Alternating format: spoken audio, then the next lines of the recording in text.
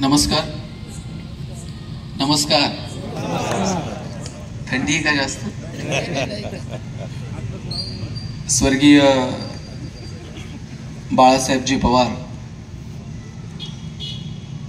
यांच्या नावाने इथे एक वाचनालय सुरू आहे आणि त्या वाचनालयाच्या माध्यमातून ही व्याख्यानमाला इथे आयोजित केली आहे. खरं तर मी खूप लवकर कन्नडमध्ये पोहोचलो आणि त्या निमित्तानं मला हे वाचनालयाचे विविध उपक्रम अतिशय जवळून पाहता आले. बापूसाहेबांशी गप्पा मारत होतो आणि मी मगाशी म्हटलं की प्रत्येक गावामध्ये खरं तर असं सुसज्ज असं वाचनालय असलं पाहिजे. मी पाहिलं की इथं अनेक मुलं त्या अभ्यासिकेचा लाभ घेत आहेत.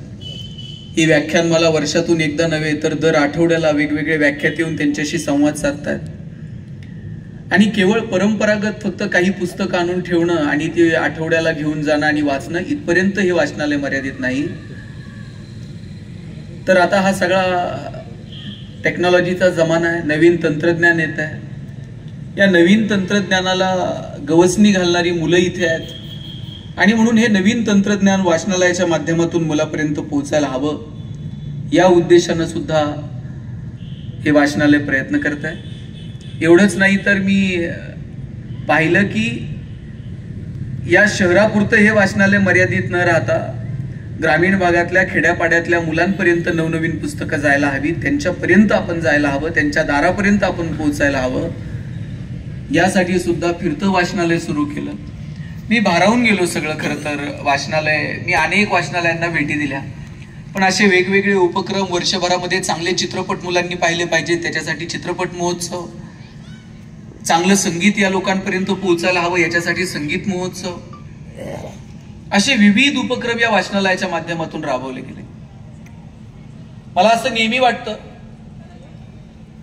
की शाळा कॉलेजातल्या 4 भिंतीमधूनच मुलं घडतात असं नाहीये, किंवा त्या मुलांच्या गुणपत्रिकेला आलेली गुणांची सूज म्हणजे फक्त गुणवत्ता नाहीये. मुलांना डोळे उघडे ठेवून समाजाकडे पाहता येतं का? समाजातले प्रश्न कळतात का? मार्कांच्या पलीकडे जाऊन त्यांचं जगणं सुंदर व्हावं, त्यांचं जीवन समृद्ध व्हावं या दृष्टीनं आपण सगळे काही प्रयत्न करतो का? आणि हे प्रयत्न जर वेगळ्या अंगाने करायचे असतील तर केवळ मार्कांसाठी अभ्यास न करता थोडंसं सिलेबसच्या पलीकडे जाऊन मुलांनी वाचलं पाहिजे, चांगले चित्रपट पाहिले पाहिजेत, चांगली नाटकं पाहिली पाहिजेत, चांगल्या माणसांना भेटलं पाहिजे आणि यातून या लेकरांची जडणघडण होईल का यासाठी एकत्रित प्रयत्न करणं गरजेचं आहे. गेल्या 70-75 वर्षांचा लेखाजोखा घेतला तर आपल्या लक्षात येईल की आपण झपाट्यानं बदल करत गेलो. कमालीची प्रगती आपण गेल्या 70-75 वर्षामध्ये करत गेलो. 15 ऑगस्ट 1947 ला भारत स्वतंत्र झाला. 50 ला गणराज्यांची स्थापना झाली. 56 ला राज्यांची विभागणी झाली. 62 ला आपल्यावरती आक्रमण झालं. आतापर्यंतची सगळी आक्रमण आपण बऱ्यापैकी परतावून लावली. 69 मध्ये बँकांचं राष्ट्रीयकरण झालं. 72 मध्ये घाशीराम कोतवाल नाटक आलं. 75 मध्ये शोले चित्रपट आला. बॉलिवूडकडे अगदी हॉलिवूडचा सुद्धा बघण्याचा दृष्टिकोन बदलून गेला. 79 मध्ये मुलींच्या शिक्षणाविषयी ध्येय धोरण आखली. 82 मध्ये पृथ्वी क्षेपणास्त्राचा विकास झाला. 84 मध्ये मारुती उद्योग समूहानं जगाच्या बाजारपेठेतून भारताचं नाव केलं. 89 मध्ये 18 वर्षाच्या तरुणाला राजकारणात येता येईल का याच्यासाठी प्रयत्न झाले. 91-93 ला आम्ही व्यापारीकरण स्वीकारलं. 95 ला आम्ही गॅट करार स्वीकारला. 2000 पर्यंत कम्प्युटरच्या बाबतीत भारत जगाचा बाप होईल का इथपर्यंत प्रयत्न झाले. 2001-2003 पर्यंत आम्ही कमालीचे बदल आमच्या तंत्रज्ञानामध्ये करत गेलो. 2005 पर्यंत प्रत्येकाच्या हातात माहितीचा अधिकार आला. 2007 मध्ये महाराष्ट्राची प्रतिभा दिल्लीच्या तख्तावर जाऊन पोहोचली. 2008-2009 पर्यंत प्रत्येकाच्या दारात नॅनो येईल का याची स्वप्न आम्ही बघायला लागलो. 2015-16 पर्यंत आमचं यान मंगळावर जाईल का इथपर्यंत आम्ही विचार करायला लागलो. अलीकडच्या काळात 2022-23 मध्ये चंद्रयान 3च्या माध्यमातून जगाला हेवा वाटेल असं तंत्रज्ञान भारत विकसित करू शकला. किती कमालीची प्रगती आपण सगळ्यांनी केली. आपण झपाट्यानं बदलत गेलो, तंत्रज्ञान बदलत गेलं. या बदलत्या तंत्रज्ञानासोबत आम्ही आमची विकासाची, आमची डेव्हलपमेंटची व्याख्या ठरवत गेलो. पण दुसऱ्या बाजूला मगाशी जसं सागरजी बोलले, तंत्रज्ञान स्वीकारत गेलो, भौतिक प्रगती करत गेलो, पण त्याच बाजूला मानसिक पातळीवरती, सामाजिक पातळीवरती, सांस्कृतिक पातळीवरती, निसर्गाच्या संदर्भानं आम्ही प्रगतीचा लेखाजोखा घेत आहोत का? रस्ते सिमेंटचे झाले असतील, पण आमचं चालणं सुधारलंय का? आजही संध्याकाळी 7 नंतर निम्म्यांना नीट चालता येत नाही. नुसता रस्ता सुधारून उपयोग नाहीये, आमचं चालणं सुधारणार आहे का? मोबाईल आले हो, पण आमचं बोलणं सुधारलं नाही. पैशाच्या जोरावरती चंद्र, सूर्य, ग्रह, तारे दुर्बिणीच्या साह्यानं जवळ करून पाहिले, पण आयुष्यभर शेजारी राहणाऱ्या माणसाबरोबर आमचे प्रेमाचे संबंध निर्माण नाही होऊ शकले. आम्ही नेमकी विकासाची संकल्पना युवकाला केंद्रबिंदू मानून नेमकी कुठे घेऊ पाहत आहोत? नेमकी काय आमची विकासाची संकल्पना? समाजातली 4 माणसं 1000 पावलं पुढे निघून गेली, याला आम्ही विकास म्हणतो का? का किमान 1000 माणसांना 4 पावलं पुढे चालता येत आहे, ही आमची विकासाची कल्पना? मला वाटतं एकंदरीत आपण सगळ्यांनी विकासाच्या संकल्पनांवरती पुन्हा एकदा विचार करणं गरजेचं आहे असं मला वाटतं. केवळ साधनांची निर्मिती, माणसाचं जगणं सोपं होणं, सुलभ होणं, यालाच आपण जर विकास म्हणणार असू तर जगातली सगळी श्रीमंत राष्ट्र आज सुखी आणि समाधानी असायला हवी होती. पण मला असं नेहमी वाटतं, विकासाची संकल्पना ही केवळ भौतिक वस्तूंवरती आणि भौतिक प्रगतीवरती अवलंबून नाही. युवकाला केंद्रबिंदू मानून जर आम्ही विकासाची मशाल जर त्यांच्या खांद्यावरती देऊ पाहत असू तर केवळ आणि केवळ इन्फ्रास्ट्रक्चर डेव्हलप करणं, केवळ आणि केवळ यंत्रसामग्री निर्माण करणं, केवळ आणि केवळ जगण्याशी संबंधित असणाऱ्या सुखसुविधांची निर्मिती करणं, यावरती आमचा विकास अवलंबून असणार नाही. एक तरी दिवस असा येणार आहे की आपल्याला आपली सगळ्यांची प्रगती ही समाधानाच्या पातळीवरती मोजावी लागणार आहे.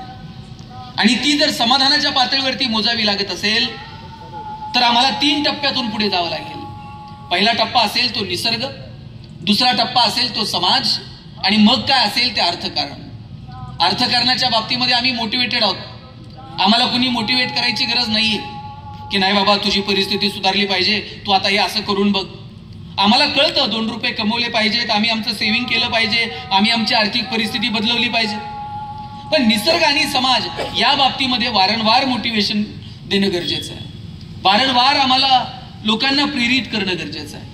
आणि मग कालही हे बघा, कालचा युवक फार निष्क्रिय होता, आज आता तो फार सक्रिय आहे, आणि उद्या याही पेक्षा असेल. किंवा कालचा युवक हा सक्रिय होता, काल तो खूप सुसंस्कृत होता, आणि आजचा युवक हा फार निर्डावलेला आहे, वगैरे वगैरे. असंही आपण कंपॅरिझन करू शकत नाही. कालही काही असे होते, काही तसे होते, आजही काही असे आहेत, काही तसे असणार आहेत, आणि कदाचित उद्याही काही असे आणि काही तसे असणार आहेत. मग आम्ही नेमकं कशाच्या जोरावरती हे कंपॅरिझन करणार आहोत? ढोबळ मनात जर विचार करायचा ठरला, कालही 4 तसे आणि 4 असे आहेत, मग आम्ही नेमकं अवलोकन कशाचं करणार आहोत? मला वाटतं टप्प्याटप्प्यानं, निसर्गाच्या संदर्भानं, समाजाच्या संदर्भानं, उद्योग व्यावसायिकतेच्या संदर्भानं, शिक्षणाच्या संदर्भानं आम्हाला टप्प्याटप्प्यानं या गोष्टींचा विचार करावा लागेल. मगाशी आपण भगवान श्रीकृष्णाच्या संदर्भानं बोलला. भगवान श्रीकृष्णानं अस्वस्थ असणाऱ्या अर्जुनाला हजारो वर्षांपूर्वी गीता सांगितली. म्हणजे परवाही कुणीतरी अस्वस्थ होतं, आजही कुणीतरी आहे, आणि कदाचित उद्याही कुणीतरी अस्वस्थ असणार आहे. प्रश्न हा आहे की अस्वस्थ असणाऱ्या अर्जुनाला गीता सांगणारा कृष्ण काल होता, आज आहे का?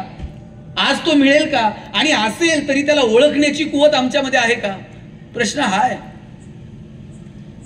कालही कुणीतरी अस्वस्थ होतं, कालची कारणं वेगळी होती अस्वस्थतेची, आजची कारणं अस्वस्थतेची वेगळी असतील.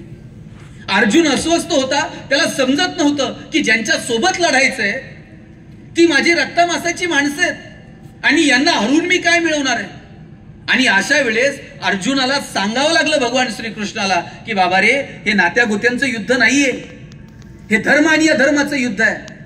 तुझ्यासारखा तरुण, तडफदार असा तरुण, ज्याच्या मंडटामध्ये कमालीची रग आहे, जो जगातला सगळ्यात श्रेष्ठ धनुर्धारी आहे, आणि तो जर असा लेचापेचा होऊन अस्वस्थ होऊन जर म्हणत असेल की मी शस्त्र कसं उचलू, हे कसं झालेल? अस्वस्थ असणाऱ्या अर्जुनाला हजारो वर्षांपूर्वी भगवान श्रीकृष्ण गीता सांगतात आणि त्याला सांगतात, चल शस्त्र उचल. आजही तरुण अस्वस्थ आहे. त्याची अस्वस्थतेची कारणं काही वेगळी आहेत. लक्षात घ्या, भगवान श्रीकृष्ण गीता सांगतात, ती अर्जुनाला सांगतात, आणि ती गीता पुढची हजारो वर्ष तुम्हाला मला प्रेरणा देत राहते. मला का वाटतं माहितीये का, अर्जुनानं ही श्रीकृष्णाचं का ऐकलं असेल? भगवान श्रीकृष्ण स्वतः रणांगणात आहेत. म्हणजे ज्या रणांगणावरती आता शंख फुंकले जातील, ज्या रणांगणावरती आता जगातले सगळे महान योद्धे एकमेकांवरती तुटून पडतील, रक्ताचे पाठ वाहतील, मृत्यूचा तांडव समोर उभा राहील, त्या रणांगणामध्ये भगवान श्रीकृष्ण स्वतः आहेत. अर्जुना, मी आहे इथं तुझं सारथ्य करायला, चल शस्त्र उचल. भगवान श्रीकृष्ण जर तिकडे शेषनागाच्या फण्याखाली शांततेत झोपलेले असते, तिकडे लक्ष्मी माता पाय चेपतायत, आणि तिथून जर ते म्हटले असते, हा शस्त्र उचल बरं, मी आहे, अर्जुन म्हटला असता, तुम्ही निवांत झोपा, मी नंतर बघतो काय करायचं ते. हे सांगणारा रणांगणात उभा आहे. आणि म्हणून अर्जुनही कृष्णाचं ऐकून घेतो, आणि एक वेळ अशी येते की अर्जुन शस्त्र उचलतो. आणि म्हणून सांगणाऱ्यांना थोडंसं गांभीर्यानं स्वतःच्या अंतर्मनात डोकावून बघावं लागेल. मी तर हे भाषण बिषण बापूसाहेब करायला लागलो, आणि मग 4 लोक तुमच्यासारखी कौतुक करायला लागली. आणि एक दिवशी मी वडिलांना असंच जरा थोडंसं म्हटलं, आता मी भाषण बिषण करणं बंद करणार आहे म्हटलं. म्हटले का? मी म्हटलं, समाज जर सुधारणारच नसेल तर आपण का बोलावं? वडील हसले आणि मला म्हटले, ते समाज सुधारायचा आहे तेव्हा सुधरेल, बोलून बोलून तू एकटा जरी सुधारला ना तरी आमच्या दृष्टीने ते फार मोठं काम असेल. तुम्ही लक्षात घ्या, अर्जुन रणांगणात आहे, आणि म्हणून कृष्ण रणांगणात आहे, आणि म्हणून अर्जुन त्याचं ऐकतोय. इथे सांगणाऱ्यांना आत्मपरीक्षणाची गरज आहे की आम्ही नेमकं कोणत्या कारणासाठी सांगतोय, कोणत्या उद्देशानं सांगतोय, आणि ते सांगण्याची पात्रता आज आमची आहे का? पोराला जर सांगायचंय ना तुम्हाला मोबाईल ठेव, ते जास्त वापरू नये, अगोदर वडिलांना मोबाईल 5 मिनिट खाली ठेवावा लागेल, आणि मग म्हणावं लागेल, बाळा तू मोबाईल ठेव बरं, आपण आता एक पुस्तक हातात घेऊ. आपण जसं सांगू तसं येणारी पिढी वागणार नाही. आपण जसं वागू तसं येणारी पिढी वागणार आहे. आदर्श हे सांगून नाही निर्माण करता येणार. आदर्श हा आपल्याला वागण्यातनं निर्माण करावा लागते. बापानं पोराला सांगायचं व्यसन करू नये, घरात सुविचार लिहून ठेवतंय, आणि बापच पोराला सांगते जा जरा चुलीव सिगरेट पेटू ना. पोरगा असं पुढचं आहे, असं येते जसं ऑलिम्पिकची ज्योत घेऊन आले. बाप कानातनं धूर काढतो, ते सगळ्या शाळेत सांगतं जादूगार बाप आहे.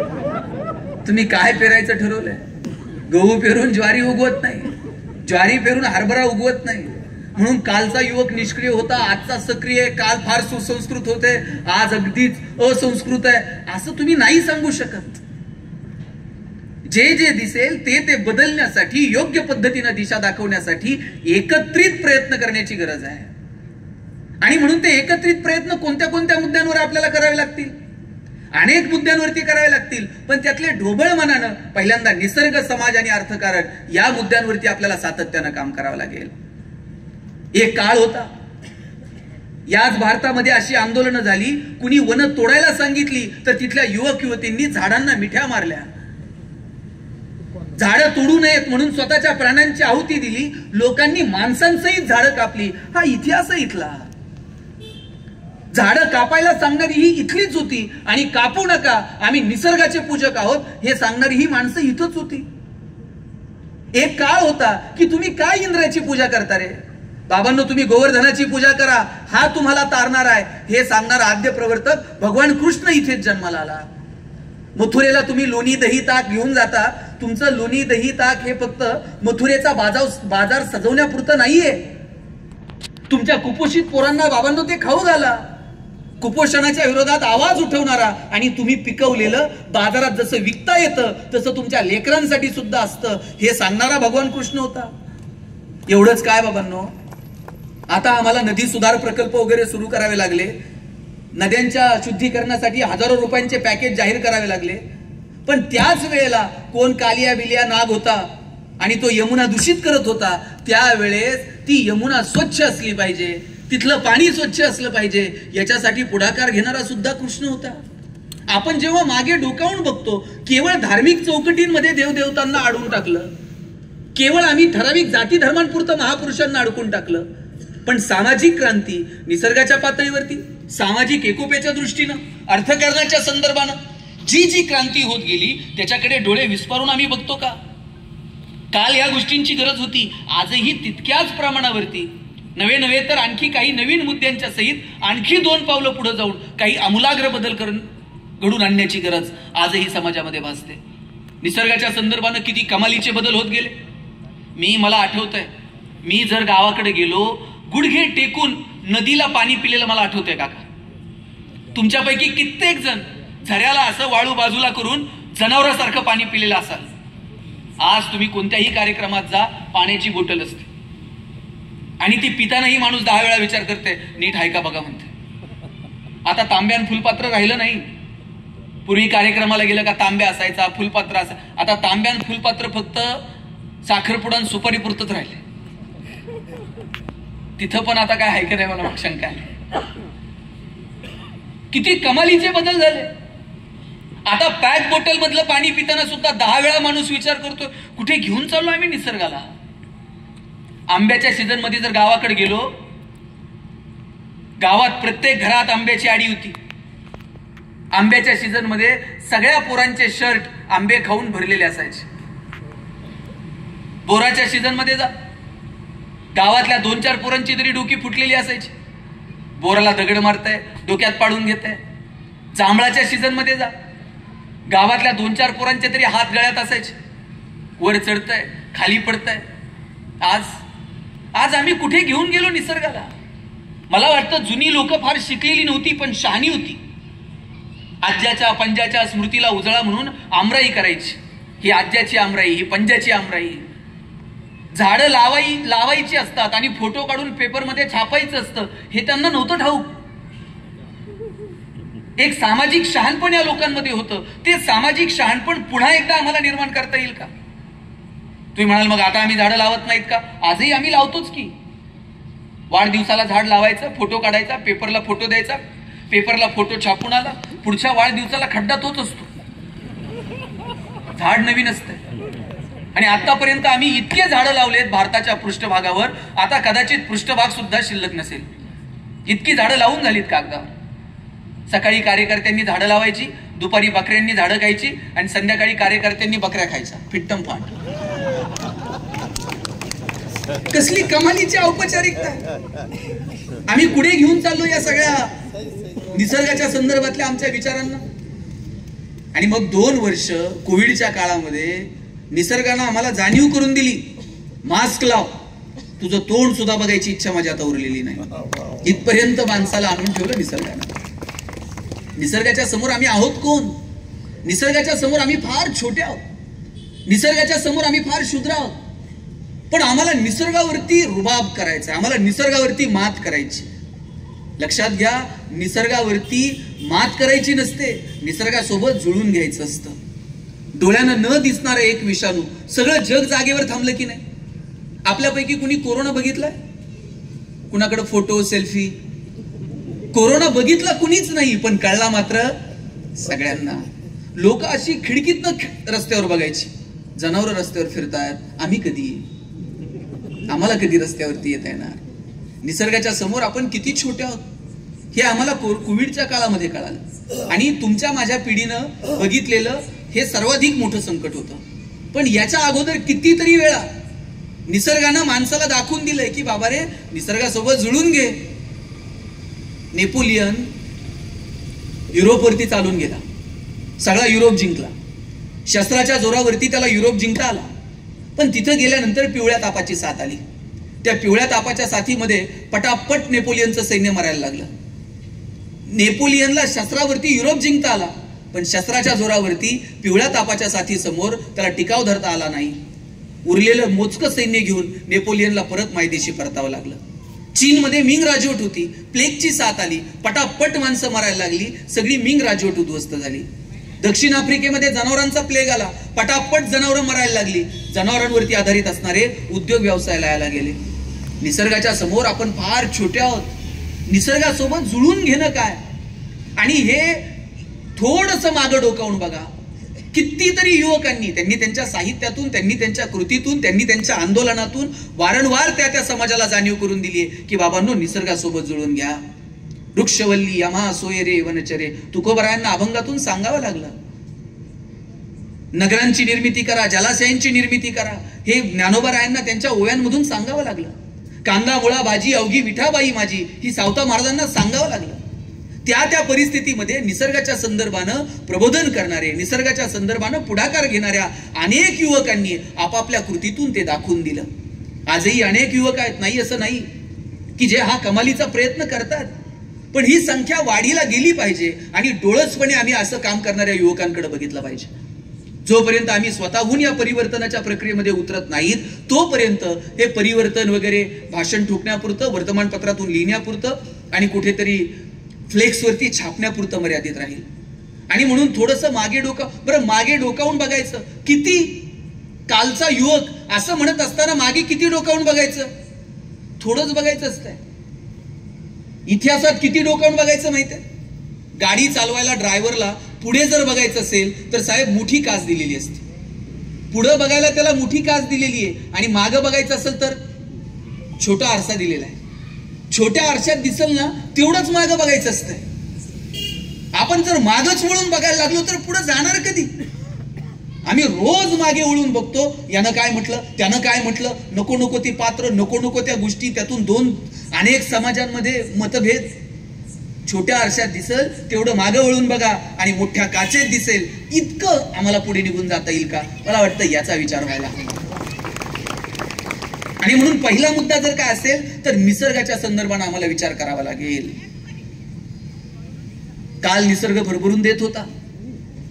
आज आम्ही जर डोळसपणे निसर्गाकडे बघितलं नाही तर उद्याची परिस्थिती काय असेल यावरती न बोललेलं बरं. आज बॉटलमध्ये पाणी आहे, उद्या खांद्यावरती सिलेंडर टाकून ऑक्सिजन घेऊन फिरावं लागलं नाही तर 72. ऑक्सिजनच्या एका सिलेंडरसाठी आम्हाला जाणीव झाली की काय करावं लागतंय. आज दिल्लीमध्ये काय परिस्थिती आहे प्रदूषणाची, आज मुंबई पुण्यामध्ये प्रदूषणाची परिस्थिती काय?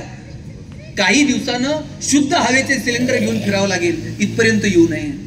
पैसे खूप असतील, आर्थिक दृष्ट्या आम्ही कमालीची प्रगती केलेली असेल, पण रोज सकाळी उठल्यापासून रात्री झोपेपर्यंत 5-50 गोळ्या खाव्या लागतील. बरं, टेक्नॉलॉजी इतकी पुढे निघून गेलेली असेल, कोणत्या गोळ्या कधी खायच्या हे तुम्ही लक्षात सुद्धा ठेवायचं नाही. सकाळी उठल्याबरोबर म्हणजे ते पोराला 5वीला सटवाई पुसतात ना, त्याच्याऐवजी एक छोटंसं मशीन पुजायचं आणि इथं मानेत बसून टाकायचं. इथं मनगटाजवळ एखादं छोटंसं काहीतरी असेल, त्या मशीनमध्ये, त्या चिपमध्ये 40-50 गोळ्या ढकलून द्यायच्या. आईनं कामाला जाता जाता एंट्री करायची, सकाळी 2 ह्या, दुपारी 2 त्या, संध्याकाळी 4 ह्या. बापानं ऑफिसला जाता जाता एंटर मारायचं. एक गोळी आपोआप रक्तात सर्क्युलेट होत चालेल. बरं, ते चिप लय महाग नसतील, बीपीएल कुटुंबांना महिला बाल कल्याण विभागाकडनं मोफत. आणि चायना जर प्रोडक्शन करायला लागलं तर कोणत्याही पानाच्या टपरीवर 1-1 रुपयाला मिळून जाईल. मग आम्हाला नेमकं कुठे घेऊन जायचं येणाऱ्या काळात स्वतःच्या आरोग्याला, निसर्गाला? मला वाटतं या संदर्भाने विचार होणं गरजेचं आहे. थोडंसं तुम्ही मागे जर बघितलं, हडप्पा, मोहेंजोदडो अशा अनेक संस्कृती इथे उदयाला आल्या. स्वच्छतेच्या संदर्भानं, निसर्गाच्या संदर्भानं माणसं जागृत होती. अहो, खेड शिवापूर मध्ये शिवाजी राजांना आमराई उभी करायची होती. शिवाजी राजांनी सांगितलं अगोदर पाण्याची सोय करा आणि मग आमराईचा विचार करा. 3 वर्ष पाण्याच्या संदर्भानं नियोजन केलं आणि मग झाडं आणि मग आमराई उभी केली. अशी माणसं होती की ज्यांना निसर्ग समजत होता. शिवाजी राजांच्या सगळ्या लढायांचं जर तुम्ही बघितलं तर निसर्गाला पूरक अशा लढाया होत्या, निसर्गाला धरून त्या लढाया होत्या. आता आम्हाला निसर्गाकडे पाहायचं नाहीये, त्याच्यावरती मात करायची. प्राण्या पक्ष्यांची नाळ अजूनही निसर्गासोबत थोडी बहुत जुळून आहे. माणूस एकमेव आहे त्याला निसर्गासोबत जुळून घेता येणार. तुम्ही बघा, एक तरी कावळा ओव्हरवेट झालेला बघितलाय का? वजन वाढलंय, टेन्शन मध्ये आलाय, काय करू आता, गिरट्या घालू का, कसं करू? मी तुम्हाला माणसं दाखवू किती? कारण आपण निसर्गासोबत जुळून घ्यायला तयार नाही होत. निसर्गासोबत जुळूनच घ्यावं लागेल. कालही 4 माणसं होती त्या संदर्भानं प्रबोधन करणारी, आजही 4 माणसं आहेत त्या संदर्भानं पावलं उचलणारी, आणि उद्याही कदाचित 4 असतील. पण या 4 पासून 40 पर्यंत, 40 पासून 400 पर्यंत आपल्याला हा प्रवास घेऊन जाता येईल का? मला वाटतं या संदर्भानं विचार करा. सामाजिक क्रांती, कमालीची सामाजिक क्रांती करण्यासाठी लोकांनी पुढाकार घेतला. एक काळ पारतंत्र्याचा होता. स्वातंत्र्य कशाला म्हणायचं असतं हेही कित्येकांना ठाऊक नव्हतं. आपण पारतंत्र्यात आहोत याचीही कित्येकांना जाणीव नव्हती. मोजक्या काही बोटावर मोजण्या इतक्या लोकांना जाणीव झाली की आपण पारतंत्र्यात आहोत, आणि हे पारतंत्र्य झुगारून द्यायला हवं, स्वातंत्र्य मिळवायला हवं. त्याच्यासाठी लोकांनी पुढाकार घेतला. भगतसिंग, राजगुरू, सुखदेव, काय वय होतो या लोकांचं. भगतसिंग तर फासावरती जायला निघाले, जातानाही पुस्तक वाचत होते, लेनिनचं चरित्र वाचत होते, आणि जेलरनं सांगितलं भगतसिंग चलो अब निकलना है. भगतसिंगांनी असाच हात केला आणि जेलरला सांगितलं थांबा, एक क्रांतिकारक दुसऱ्या क्रांतिकारकासोबत बोलतोय. पुस्तक वाचून संपवलं, खाली ठेवलं आणि म्हटलं चलो अब निकलते है. काय जगली होई माणसं. या देशाला स्वातंत्र्य मिळावं याच्यासाठी लोकांनी या स्वातंत्र्य संग्रामात स्वतःला झोकून दिलं. कुणी फासावर गेलं, कुणी छाताडावरती गोळ्या झेलल्या, कुणी सामाजिक क्रांतीसाठी प्रयत्न केले. अनेक अनिष्ट रूढी परंपरा होत्या. त्या अनिष्ट रूढी परंपरेच्या विरोधात कितीतरी युवकांनी आवाज उठवला. कुणाला मंदिरात जाण्याचा अधिकार नव्हता, कुणाला शिक्षणाचा अधिकार नव्हता. ज्ञान, शिक्षण या गोष्टी ठराविक भाषेपुरत्या, ठराविक जाती धर्मांपुरत्या मर्यादित होत्या. पण या सगळ्यांच्या विरोधात आवाज उठवणारे काही तरुण पुढे आले आणि पाहता पाहता सामाजिक क्रांती घडली. ज्ञानेश्वर महाराजांनी संस्कृत मध्ये असणारं ज्ञान हे प्राकृत मध्ये आणलं. मला तर ज्ञानेश्वर महाराज हे ज्ञानाच्या संदर्भानं बंड पुकारणारा एक पहिला युवक वाटतो. बंड पुकारलं त्यांनी की अरे पिढ्यान पिढ्या संस्कृत मध्ये चालत आलेलं ज्ञान, याला भाषेच्या मर्यादा आहेत. ही भाषेची बंधनं झुगारून दिली आणि संस्कृत मध्ये असणारी गीता ज्ञानेश्वरीच्या रूपानं प्राकृत मध्ये मांडण्याचं काम जर कुणी केलं असेल तर ते संत ज्ञानेश्वरांनी केलं. आणि म्हणून ज्ञानोबा मला बंड करणारे संत वाटतात की नाही, ही पिढ्यान पिढ्या चालत आलेली एक गुरु एक शिष्य परंपरा जी आहे ना, तिला आपण थोडासा फाटा देऊ आणि सगळ्यांसाठी हे ज्ञान खुलं करून देऊ. आदिनाथ गुरु सकळ सिद्धांचा, मच्छिंद्र तयाचा मुख्य शिष्य, मच्छिंद्राने बोध गोरक्षाशी केला, गोरक्ष वळला गहिनी प्रते, गहिनी प्रसादे निवृत्ती दातार, ज्ञान देवे सार चोचविले. हे एक गुरु एक शिष्य अशा परंपरेने हे ज्ञान जेव्हा ज्ञानोबारायांपाशी येऊन ठेपलं तेव्हा ज्ञानोबाराय सांगतात की नाही, ही भाषेची बंधनं झुगारून देऊ आणि लोकांना कळेल उमजेल तितक्या सोप्या भाषेमध्ये ज्ञानाची कवाडं खुली करून देऊ. शैक्षणिक क्षेत्रामध्ये केलेली ही मोठी क्रांती होती ज्ञानोबारायांच्या रूपानं. वेदांचा तो अर्थ आम्हासीच ठावा. तुकोबारायांनी सांगून टाकलं, अरे तुम्हाला काय, वेदांचा अर्थ जो कळतो ना तो आम्हाला कळतोय. तुम्ही आतापर्यंत फक्त डोक्यावरती भार वाहत राहिले आणि वेदांचं ज्ञान गाथेच्या रूपानं तुकोबारायांनी समाजासमोर आणून मांडलं. आणि किती सहजतेनं. म्हणजे तुकोबाराय तर सांगतात की आम्ही नुसत्या गप्पा मारायला जन्माला आलेलो नाही आहोत, आम्ही फक्त हे सांगायला तुमच्या समोर आलेलो नाही आहोत. आम्ही वैकुंठवासी आलो याच कारणासी, बोलले जे ऋषी साच भावे वर्तावया. साधू संतांनी ऋषी मुनींनी जे सांगितलं ते केवळ सांगण्यापुरतं मर्यादित नाही, ते आमच्या वर्तनात असू शकतं, ते दाखवण्यासाठी आमचा जन्म आहे. काय हे सगळे साधू संतांची मांदियाळी. मला वाटतं ज्ञानोबांपासून तुकोबांपर्यंत जे जे तरुण संत आपण पाहतो या संतांनी झुकून दिलं समाजात, आणि केवळ ज्ञानाची दारं खुली व्हावीत. आणि ही ज्ञानाची दारं का खुली व्हावीत? ज्ञानोबारायांनी सांगून टाकलं, दुरितांचे तिमिर जाओ, विश्व स्वधर्म सूर्य पाहो, आणि मग जो जे वांछील तो ते लाहो प्राणी जा. आज आपली जी भावना आहे ना, ज्याला ज्याला जे हवंय ते मिळू दे, ते मिळू दे, याच्यासाठी ज्ञान सोडून दुसरा पर्याय उपलब्ध नाही हे संतांना समजलं होतं. आणि म्हणून 16व्या वर्षी एक पोरगा धाडस दाखवतो आणि पिढ्यान पिढ्या चालत आलेलं ज्ञान तुमच्या माझ्यासाठी खुलं करून देतो. युवक म्हणून आपण ज्ञानोबांची ही भूमिका जनसामान्यांसमोर मांडायला नको. आणि काय ज्ञानोबारायांची भूमिका? आता इथे अनेक तरुणी उपस्थित आहेत. तुम्ही आता फ्रेंडशिप डे साजरे करायला लागला. ज्ञानोबारायांनी कधी शब्द वापरलाय? मैत्र जीवांचे. या पृथ्वीवरती जे जे जीव आहेत त्यांच्यामध्ये मैत्रीचे संबंध निर्माण होऊ देत. आता मी आनंददायी शिक्षण वगैरे संकल्पना मांडायला लागलो. ज्ञानोबारायांनी शेकडो वर्षांपूर्वी सांगितलंय, अवघाची संसार सुखाचा करीन, आनंदे भरीन तिन्ही लोका. आता आम्हाला कळायला लागलं की आनंददायी शिक्षण असायला हवं, मार्कांमध्ये ते अडकायला नको वगैरे वगैरे. पण ज्ञानोबरायांनी आनंददायी शिक्षणाची संकल्पना, मुळात आम्ही आनंद स्वरूप आहोत आणि हा सगळा संसार मी आनंदानं भरून टाकेल. काय कमालीचा आत्मविश्वास आहे ज्ञानोबरायांचा. मागच्या काळातील एक युवक म्हणून जर तुम्ही ज्ञानोबांकडे बघत असाल तर मला ज्ञानोबांच्या आत्मविश्वासाची कमाल वाटते. इथं कुणी असं शिक्षक आहे का की त्यांनी सांगावं की उद्यापासून तुमची मुलं आमच्याकडे आणून ठेवा आणि त्यांचं कल्याण झालं म्हणून समजा. ज्ञानोबांचा आत्मविश्वास तुम्ही बघा काय म्हणतात ज्ञानोबा. तरी अवधान ऐकले दीजे मग सर्व सुखासी पात्र होईजे, हे प्रतिज्ञोत्तर माझे उघडाय का. ज्ञानोबराय सांगतात एकदा फक्त माझ्याकडे लक्ष देऊन बघा आणि मी प्रतिज्ञा घेऊन सांगतो सगळी सुख तुमच्या दारात लोळून घेतील. काय आत्मविश्वास आहे ज्ञानोबरायांचा. आज आम्ही कम्युनिकेशन स्किल वगैरे गप्पा मारतो, मोठमोठे आम्ही वर्कशॉप घेतो, पर्सनॅलिटी डेव्हलपमेंट, सॉट अनालिसिस वगैरे वगैरे गोंडस नावं आपण त्याला देऊन टाकली. पण ज्ञानोबरायांनी शेकडो वर्षांपूर्वी सांगितलं बाबांनो नीट बोला. आज आम्ही सांगतो की कम्युनिकेशनचे हे एटिकेट्स आहेत, हे मॅनर्स आहेत. ज्ञानोबरायांनी सांगितलं साच आणि मवाळ, मितुले आणि रसाळ, शब्द जैसे कल्लोळ अमृताचे. उगाच वेडं वाकडं बोलू नका, नीट बोला. अमृताचे कल्लोळ बाहेर पडावेत असं बोला. काय ज्ञानोबरायांचं भाषा सौंदर्य. ज्ञानोबरायांची भाषा आईची भाषा आहे. तुम्ही म्हणाल आईची आणि वडिलांची भाषा वेगळी असते का. हो, आईची आणि वडिलांची भाषा वेगळी असते. वडील गणेश म्हणतात, आई गणू म्हणते. वडील बाळासाहेब म्हणतात, आई बाळू म्हणते. आई उकार लावते साहेब.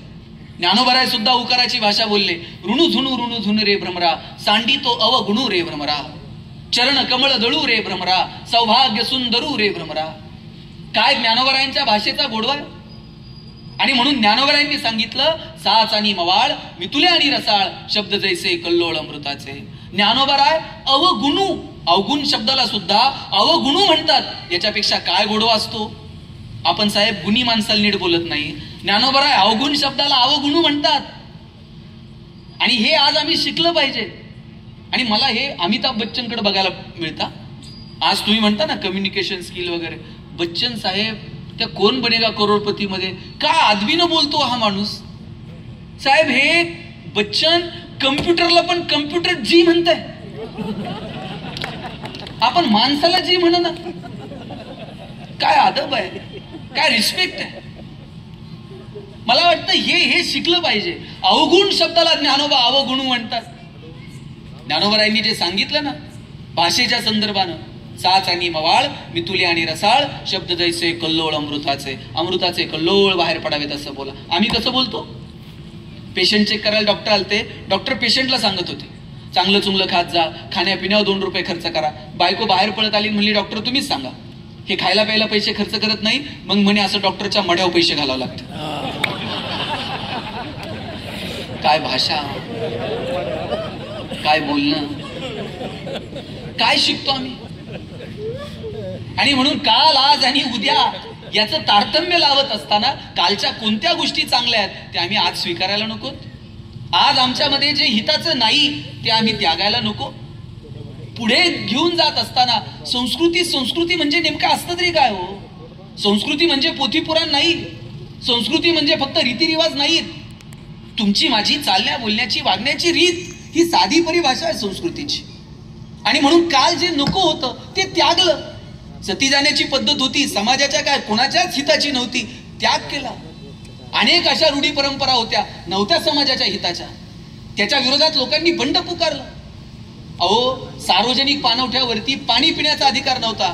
महात्मा फुलेंनी दारं उघडली आणि स्वतःचा वाडा खुला करून दिला. मंदिरात जाण्याचा अधिकार नव्हता. त्या समाज व्यवस्थेत जन्माला आलेल्या साधू संतांनी त्याच्या विरोधात आवाज उठवला. काय म्हणाले चोखोबा महाराज. चोखोबा महाराज म्हणतात उंबरठ्यासी कैसे येशू आम्ही जातीहीन, रूप तुझे कैसे पाहू. काय काय भाषा आहे. आणि याच चोखोबा महाराजांची पत्नी सोयरा म्हणते मी तू पण गेले वाया पाहता पंढरीच्या राया. साधू संतांना तुम्ही फक्त धार्मिक चौकटीत बांधून टाळू नका. त्या समाजातल्या रूढी परंपरांच्या विरोधात आवाज उठवला साधू संतांनी. काय काय वय होतो. वयाच्या 16व्या वर्षी ज्ञानोबरायांनी ज्ञानेश्वरी सारखा महान ग्रंथ तुमच्या माझ्यासमोर ठेवला. वयाच्या 14व्या वर्षी छत्रपती शिवाजी राजांनी 4 यवनी पातशाहीला सुरुंग लावला. मगाशी जे मी शब्दप्रयोग केला, कित्येकांना स्वातंत्र्य आणि पारतंत्र्यच कळत नव्हतं. कित्येकांना जाणीवही नव्हती आपण पारतंत्र्यात आहोत. त्यावेळेस एका युवकाला जाणीव होते आपण पारतंत्र्यात आहोत आणि हे पारतंत्र्य आपण झुगारून दिलं पाहिजे. आणि ही जाणीव कोण करून देते? त्यांची आई ही जाणीव करून देते. मग अशी बापूसाहेबांशी बोलताना त्यांनी त्यांच्या वडिलांच्या काही आठवणी सांगितल्या आणि ते सांगत होते की आमच्या वडिलांना अभिमान होता की छत्रपती शिवाजी महाराज इथले आहेत, आमच्या मराठवाड्यातले. खरं मला सांगा काय परिस्थिती होती हो? परिस्थिती अशी होती की तलवारी आमच्या, मनगटा आमची, ताकद आमची, आम्ही चालायच्या आमच्याच लोकांच्या विरोधात आणि तत्तावरती झेंडे फडकणार मात्र गनिमांचे. आणि अशा परिस्थितीमध्ये जिजाऊ साहेबांना वाटलं, लखोजी जाधवांची कन्या जिजाऊ साहेबांना वाटलं की राजे किती दिवस ही निशाणा अशी फडकत राहणार, उचला शमशेर, करा बंड, हीच वेळ आहे सगळ्या शाह्यांना उलथून टाकायची. छत्रपती शिवाजी राजांनी मुठा वळल्या आणि पाहता पाहता स्वराज्य निर्माण झालं. काय दुःख, इथं अनेक महिला उपस्थित आहेत. लखोजी जाधव आणि त्यांची 3 मुलं सुलतानाला भेटायला म्हणून वर दरबारात गेले. मुजरे जडले. सुलतानानं मुजरा स्वीकारला नाही. दरबार सोडून आत निघून गेला. ठरल्याप्रमाणे लपलेले मारेकरी बाहेर आले. सपासप वार झाले आणि लखोजी जाधव आणि त्यांची 3 मुलं अशी रक्ताच्या थरड्यात कोसळली. ही बातमी जेव्हा जिजाऊंच्या कानावरती गेली असेल, एक स्त्री म्हणून जिजाऊंची अवस्था काय असेल? आपली आई आणि आपल्या 3 तरुण भाऊजाया एकाच दिवशी त्यांच्या कपाळावरचं कुंकू पुसलं गेलं.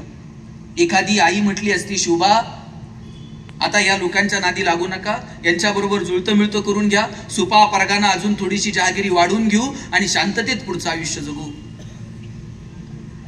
खेडोजी राजांची पत्नी गनिमानं उचलून नेली. सरदारांच्या घरात जन्माला आलेल्या स्त्रियांची ही अवस्था जर असेल, सर्वसामान्य कुटुंबात जन्माला आलेल्या मुलींची, लेकीबाळींची काय अवस्था? आणि त्यावेळेस जिजामाता स्वतःच्या अंतर्मनात डोकावून बघतात, आपल्या लेकराला मोठं स्वप्न दाखवतात आणि सांगतात, राजे हीच वेळ आहे या सगळ्या शाह्यांना उलथून टाकायची. एक आई आपल्या मुलाला स्वप्न दाखवते, लिंबू टिंबू पोरं गोळा करतात, त्यांच्या हातात समशेरी देतात आणि पाहता पाहता स्वराज्य उभं राहतं. काय एक से बडकर एक तरुण जन्माला आले. कोंडाणा घ्यायला सांगितला, तानाजीला कळलं. तानाजी म्हटले, लग्न बाजूला, राज मी जातो लढायला. काय काय भावनेनं पेटून गेलेले युवक होते की राजा तुम्ही नाही जायचं, आम्ही असताना तुम्ही लढायला जाणार. पोराचं लग्न बाजूला ठेवलं आणि स्वतः तानाजी लढायला गेले. आज जर परिस्थिती असती तर सांगितलं असतं, ते लढाई बिडाई आपलं रोजच आहे, ते सगळं बाजूला ठेवा, पोराचं लग्न आहे, एकतर मला 15 दिवस रजा पाहिजे. आणि नुसती रजा नाही, राजे तुमचं नाव प्रेषक म्हणून टाकलंय, तुम्ही लग्नाला वेळेवर या. भारावून गेलेले युवक होते की ज्यांची प्रेरणा आज तुम्ही मी घ्यायला हवी. खरं तर काय बाजीप्रभूला माहित नव्हतं हजारोनं गनिम समोर उभा आहे आणि या घोडखिंडीमध्ये आपल्याला शेवटचा श्वास घ्यावाच लागणार आहे. पण नाही, आमच्यासारखे हजारो मेले तरी चालतील, पण लाखोंचा पोशिंदा जगला पाहिजे. राज निघा तुम्ही. जोपर्यंत तुम्ही गडावर पोहोचत नाही तोपर्यंत गनिमाला इंचभर सुद्धा पुढे ढकलू देणार नाही. काय लढली हो ही माणसं. राजे गडावर पोहोचले, तोफांचा आवाज झाला आणि मग बाजीप्रभूनं प्राण ठेवले. न्हावी समाजात जन्माला आलेला एक पोरगा शिवा काशीद, राजा तुम्ही निघा, मी दिसतो तुमच्यासारखा, मी जातो शिवाजी बनून. शिवाजी बनून गेला. माहित नव्हतं शिवा काशीदला की आपण ओळखले जाऊ, पकडले जाऊ. आणि पकडल्यावर काय? पकडल्यावर थेट मृत्यूच आहे का? शिवा काशीद म्हणतात राजांना, राजा ते पकडले गेल्यावर बघा चांगला वकील द्या, सुप्रीम कोर्टात जा, पण सोडवा, काही करा, मी चाललोय आता, माग घरच्यांचं बघा. काहीच नाही हो. पकडला गेला, सपासप वार झाले, रक्ताच्या थरव्यात कोसळला आणि मरताना शिवा काशीद म्हटला, अरे जगताना शिवा न्हावी म्हणून जगलो, पण मरताना मात्र शिवाजी महाराज बनून मरतोय. काय डिवोशन आहे. रायगड बांधून पूर्ण झाला आणि हिरोजी इंदलकर गेले एक दगड घेऊन. राजा दगडावर नाव लिहिलंय, हा दगड शेवटच्या पायरीला लावायची परवानगी द्या. राजांनी विचारलं काय लिहिलंय? लिहिलं होतं, सेवेच्या ठाई तत्पर हिरोजी इंदलकर. राजे म्हणतात, हिरोजी दुर्ग तुम्हीच बांधला, मग खालच्या पायरीला का? वर लावा की कमानीवर. वर कमानीवर नाही राहत, शेवटच्या पायरीला दगड लावायची परवानगी द्या, कारण ज्या वेळेस तुम्ही गडावर याल त्या वेळेला तुमच्या पायाची धूळ फक्त आमच्या मस्तकाला लागली पाहिजे, दुसरं काही नको. काय डिओशन आहे? स्वराज्य ही एक संस्था आहे आणि ही संस्था उभी राहावी याच्यासाठी काय डिओशन काम करणारी माणसं होती. मला वाटतं आज देश म्हणून आम्ही आमच्या आता ढाल तलवारी घेऊन लढायचे दिवस नाहीयेत, आता सगळ्यांनी सीमेवर जाऊन लढायचे दिवस नाहीयेत. आता परिस्थिती बदलली आहे. या बदलत्या परिस्थितीनुसार आमचं ज्ञान समाजामी आहे का? आमच्या ज्ञानाचा समाजाला थोडाफार तर उपयोग आहे का? या दृष्टीने आम्ही विचार करणार आहोत की नाही? आपल्याला डॉक्टर व्हायचं कळतंय हो. डॉक्टर झाल्यावर कन्नडमध्ये किती रुपयानं प्लॉट घ्यायचा, कसं हॉस्पिटल टाकायचं, कोणत्या बँकेचं कर्ज घ्यायचं, हे कळतंय की. पण याच्या पलीकडे जाऊन मी कधीतरी प्राथमिक आरोग्य केंद्राला भेट देईल, कधीतरी तिथल्या डॉक्टरशी बोलेल. इंजिनियर झाल्यावर मला कळतंय किती FSI, किती TDR. पण कधीतरी ग्रामपंचायतच्या रस्त्याचं काम सुरू असताना मी रस्त्यावर थांबलं पाहिजे, तिथल्या ज्युनियर इंजिनियरला विचारलं पाहिजे, जरा इस्टिमेट बघू, मला पण थोडंफार कळतं. हे जे सामाजिक भान आहे, हे सामाजिक भान कधी आमच्यात येणार आहे? हे सामाजिक भान आमच्यामध्ये आलं पाहिजे आणि हे सामाजिक भान येणाऱ्या पिढीमध्ये यावं यासाठी पालक म्हणून, शिक्षक म्हणून आपल्याला एकत्रित प्रयत्न करावे लागतील. आणि यात सगळ्यात महत्वाची जबाबदारी जर कुणाची असेल तर शिक्षण आणि कुटुंब या दोन व्यवस्थांची ही जबाबदारी फार मोठ्या प्रमाणावरती आहे. कुटुंब व्यवस्थेमध्ये आम्ही इतके कमालीचे बिझी आहोत की आम्हाला आमच्या मुलांना द्यायला वेळ नाही, मार्कांच्या पलीकडे जाऊन त्यांच्याशी बोलायला वेळ नाही. आणि एज्युकेशन सिस्टीममध्ये आम्ही तर त्यांच्या मागे लागलोय, काही कर, ही एक्झाम क्रॅक करायची आहे, एवढी नोकरी लागली पाहिजे आणि तरच तुझं लग्न होते. आणि मग शिक्षण हे माणसाच्या प्रगतीचं, त्याचं जगणं समृद्ध करणारं, त्याचं जगणं सुंदर करणारं एक साधन आहे. पण ते केवळ आम्ही नोकरीशी नेऊन जोडलं. आणि कुटुंब व्यवस्थेमध्ये आम्ही फक्त प्रॉपर्टी आणि या सगळ्या गोष्टींमध्ये आमची प्रगती मोजायला लागलो. कुणी कुणाशी बोलायला तयार नाही, कुणी कुणाशी ऐकायला तयार नाही, एकमेकांमधला संवाद हरपत गेला. लोक कमालीची बिझी आहेत, इतके बिझी आहेत. परवा तर मला एक जण म्हटला, मी इतका बिझी आहे मला श्वास घ्यायला वेळ नाही. म्हणलं सोडून दे, हल्ली कुणी कुणाकडे जायला मोकळं नाही साहेब. आठवतंय का कुणी कुणाच्या घरी मुक्कामी गेलेलं? पूर्वी लोक एकमेकाच्या घरी मुक्कामी जायची, आता कुणीही कुणाकडे मुक्कामी जात नाही. आमच्या वडिलांची आत्या आमच्याकडे मुक्कामी यायची आणि आत्या जर मुक्कामी आली तर सगळं घर रात्रभर गप्पा मारत बसायचं. आत्या जर 2 दिवस थांबली आणि तिसऱ्या दिवशी जायला निघाली, सगळं घर तिला एसटीला वाटेला लावायला जायचं. आत्या एसटीत बसली आणि आत्यानं नुसता येते म्हणून हात केला, सोडवायला आलेल्या लोकांचे डोळे पाणावत होते. एवढी माणसं भावनिक होती साहेब. आता मी बघतो लोक अंत्ययात्रेला जातात, अंत्यविधीला जातात, तिकडं प्रेत जळत असतं आणि इकडे लोक मोबाईल मध्ये खेळत असतात. कधी उरकतोय कुणाच ठाऊक नाही. आम्ही कमालीची बिझी आहोत. त्यामुळे विस्कळीत कुटुंब पद्धती आणि फक्त गुणपत्रिकेची सूज म्हणून शिक्षणाकडे बघणारी शिक्षण व्यवस्था, ही 2 मोठी आव्हानं आजच्या तरुणांच्या समोर आहेत. आणि म्हणून या आव्हानांना जर पेलवायचं असेल तर एकत्रित सामूहिक प्रयत्नांची गरज आहे. इथं बसले जे तरुण तरुणी आहेत, शिक्षणाकडे केवळ नोकरी म्हणून बघू नका, केवळ उदरनिर्वाहाचं साधन म्हणून शिक्षणाकडे बघू नका. याचा अर्थ उदरनिर्वाहाकडे बघायचं नाही या मताचा मी नाही, पण शिक्षणाचा केवळ उद्देश उदरनिर्वाह आहे असं समजू नका. झुकून द्या स्वतःला या 4-10 वर्षामध्ये.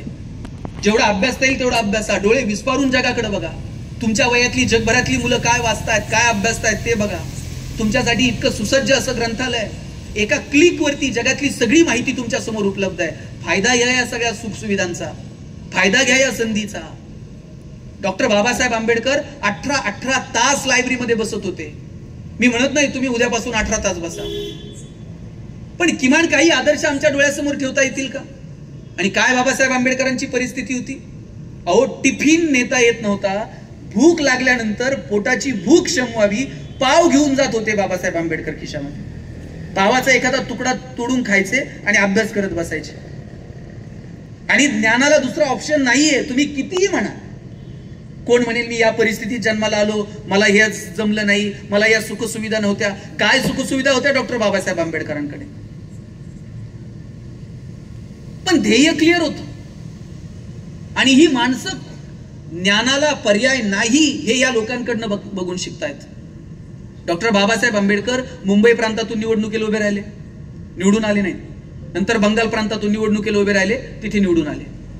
पुढे जाऊन भारत आणि पाकिस्तान फाळणी झाली आणि बंगाल प्रांत पाकिस्तानला जोडला गेला. आता जर डॉक्टर बाबासाहेब आंबेडकरांना घटना समितीचं सदस्य करायचं असेल तर पहिल्यांदा आंबेडकर भारताच्या सभागृहाचे सभासद असले पाहिजेत. भारताच्या सभागृहाला, घटना समितीला आंबेडकरांच्या ज्ञानाची गरज भासली.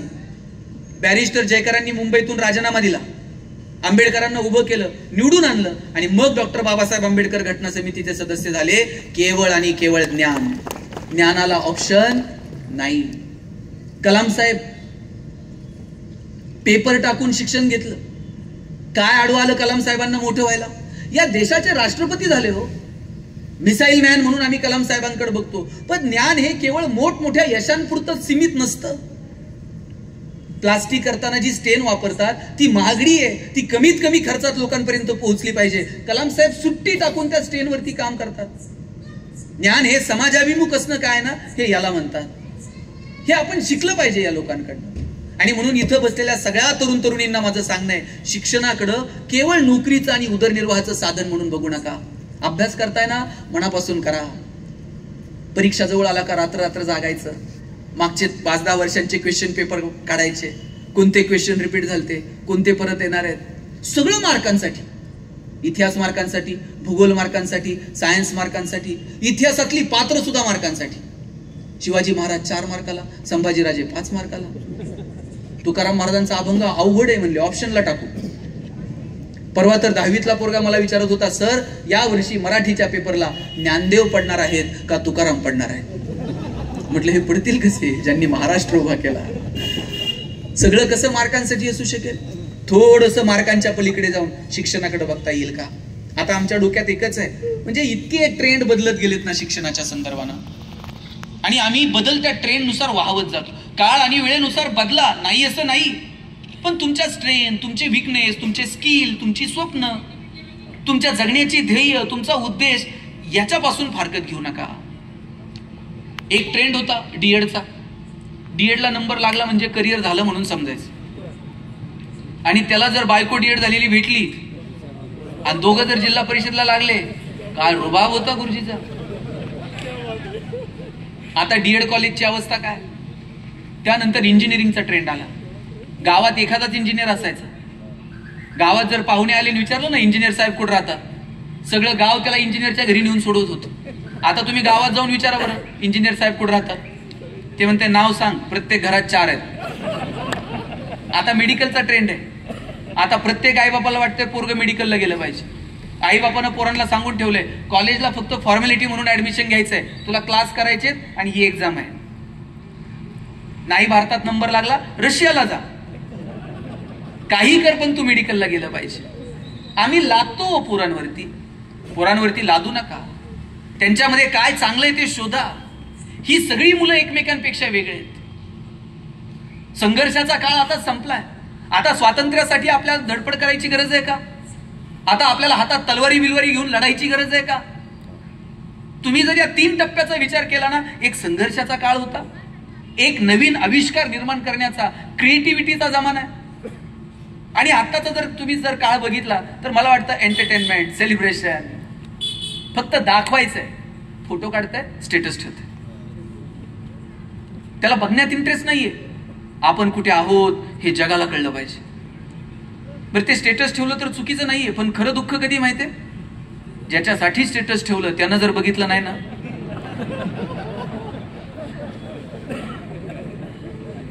संघर्षाचा काळ लोपला, क्रिएटिव्हिटीचा काळ लोपत आला, आणि आता दाखवण्याच्या काळाकडे आमची आगेकूच सुरू आहे.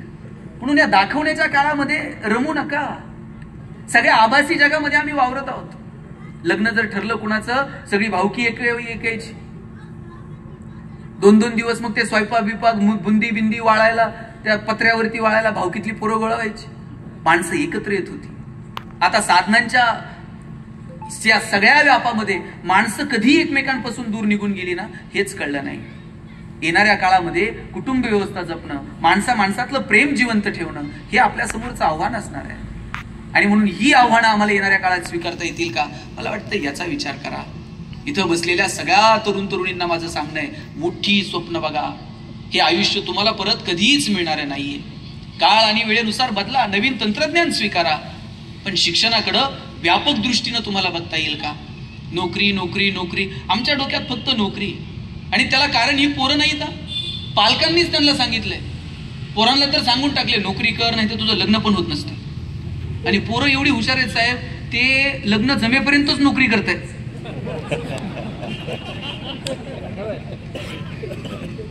आणि प्रत्येक गावामध्ये 30 ते 35 वयोगटातली किमान 5-50 पोरं बिन लग्नाची. मुलीच्या आईवडिलाला टेन्शन नाही तेवढं मुलाच्या आईवडिलाला. सोलापूरला तर लग्न जमत नाही म्हणून तरुण पोरांनी जिल्हाधिकारी कार्यालयावर मोर्चा काढला होता. कलेक्टरला एवढंच काम आहे का? आमच्याकडे एकाचं लग्न जमेना, त्याच्या मित्रानं त्याला सांगितलं, म्हटलं ते मुलीकडचे बघायला आले ना, पगार जरा वाढून सांगायचा म्हटला, मग लग्न जमत. त्या मुलीच्या वडिलांनी विचारलं तुला पगार किती? यांना अंदाज घेऊन सांगायचं. हे म्हणते 1.5 लाख. मुलीचे वडील म्हणले तुझ्याकडे बघून तर वाटत नाही 1.5 लाख असं. हे म्हणताय तसा फिक्स 1.5 लाख आहे, कटिंग करून 8,000 हातात येतो म्हणलं. तुम्ही किती दिवस स्वतःला फसवणार आहात? नोकरीसाठी स्वाभिमान गहाण ठेवू नका. आमच्याकडे एक बाग आहे, त्या बागेमध्ये 1 क्लर्कची जागा भरायची होती आणि एका क्लर्कच्या जागेसाठी 1000 पोरांनी ऍप्लिकेशन केलं. एकच जागा म्हटल्यावर नोकरी किती जणांना मिळेल? एकालाच मिळणार. बाकीचे 999 घरी जाणार आहेत. एका पोराचं सिलेक्शन झालं, त्याला अपॉइंटमेंट लेटर साईन करून मिळणार. त्याच वेळेला बागेतला शिपाई पळत आला आणि म्हटलं काही करा पण याला नोकरी देऊ नका. म्हणजे काय झालं? म्हणजे बागेतलं गोरीला माकड मेलंय. गोरीलाच बागेत नाही तर लोक कशी येतील? लोक आली नाही तर याचा पगार करायचा कशातनं? काही करा पण याला नोकरी देऊ नका. स्वाभिमान शून्य पिढी जन्माला घातली, त्यांचा त्यांच्या ज्ञानावर विश्वास नाही, त्यांचा त्यांच्या मनगटावर विश्वास नाही. त्या पोरानं बागेतल्या मॅनेजरचे पाय पकडले आणि म्हटलं साहेब मी पडल ते काम करल पण नोकरी द्या. बागेतला मॅनेजर म्हणला पाय सोड, तुला नोकरी क्लर्कची देतो, तुला फॅसिलिटीज क्लर्कच्या देतो, पण जोपर्यंत बागेत गोरीला येत नाही तोपर्यंत तुला काम मात्र गोरीलाचं करावं लागेल. पोरगा म्हणला पगार आहे ना, आणि मग गोरीला तर रोज यायचा, गोरीलाचे कपडे घालायचा आणि पिंजऱ्यात जाऊन उभा राहायचा. लोक यायची, शेंगा बिंगा खायला घालायची. म्हणला मजा आहे, पगार चालू आहे, डेली अलाउन्स पण सुरू आहे. एक दिवशी तुमच्यासारख्या कॉलेजच्या मुला मुलींची ट्रिप आली आणि त्या पोरापोरींकडे बघून हे जोर जोरात उड्या मारायला लागला आणि उड्या मारता मारता चुकून वाघाच्या पिंजऱ्यात जाऊन पडलं. वाघाच्या पिंजऱ्यात पडल्यावर म्हणला नोकरी गेली तरी चालत, जीव वाचला पाहिजे. जीव वाचावा म्हणून हे जोर जोरात ओरडायला लागलं. याच्या आवाजानं झोपलेला वाघ जागा झाला, चवतळून याच्या अंगावर धावून आला आणि हातावर हात ठेवून म्हणला ओरडू नको नाही तर दोघांची नोकरी जाईल.